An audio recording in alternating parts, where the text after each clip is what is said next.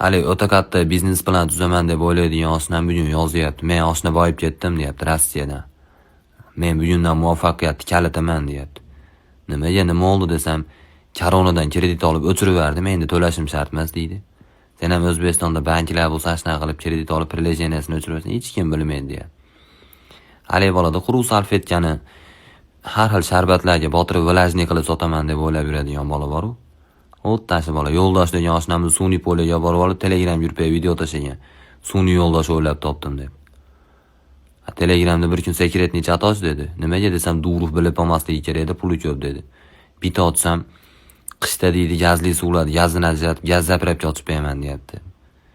Bu Lyuboy suyuqlikda olib turibchi shprisga. Bu preparat bo'lish shart emas. Salarkani o'zini ham tomiriga haydab bersalar miyasiga foydali edi.